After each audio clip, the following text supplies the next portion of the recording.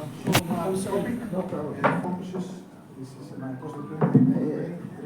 Don't sit down there. Misuse and compliance AI systems. So my topic focuses on what happens after an AI system is deployed into real world use. Today, AI systems are no longer experimental tools. They operate in live, high-impact environments such as finance, healthcare platforms, and public services. A key problem is what deployment is often treated as the end of AI lifecycle. In reality, once an AI system goes live, its behavior can change. Data distribution evolve, users adapt to the system, and the organizational process shift. This leads to phenomena such as model drift, where prediction gradually becomes less reliable or fair. At the same time, AI systems can be measured or used in untitled ways, either through human over-reliance, process shortcuts, or text manipulation by users.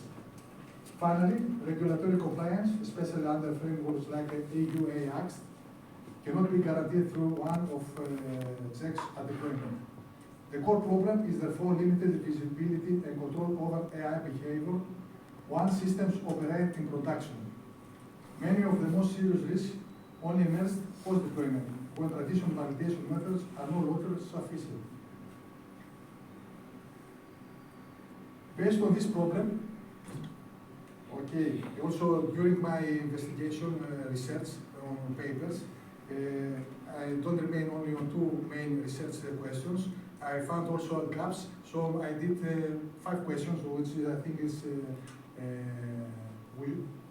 if someone wants to rely on them to focus, to do deeper investigation on the problem. So, first, how do different forms of model drift, data drift, concept drift, and prediction drift actually manifest in live AI systems beyond controlled test environments?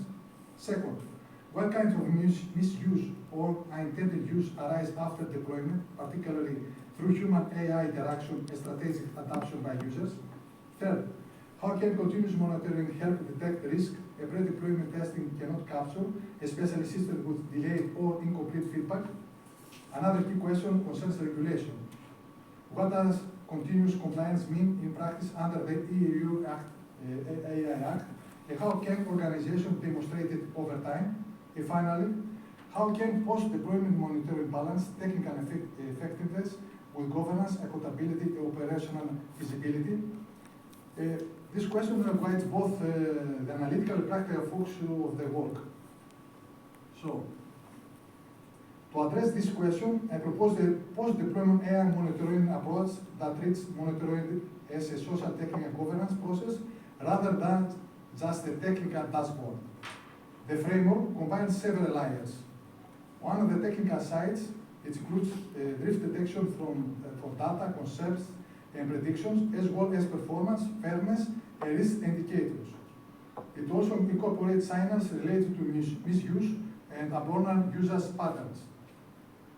Crucially, monitoring is connected to human-in-the-loop mechanism, especially for high-risk or uncertain cases, so that oversight and intervention remain possible. These technical signals are then aligned with regulatory requirements such as login, traceability, and incident reporting under the AI Act. The goal is continuous compliance rather than one-off certification. Monitoring outputs feed into escalation paths, corrective actions, and documentation. Overall, the solution treats post-deployment monitoring as an ongoing control loop that links technical behavior, human oversight, and legal accountability. And this is the reference. So, during my research, because I have also some time to go deeper, I found the subject very interesting. It was written a lot of papers on that. Also, it was a gap on the research. So that's why I did this research questions.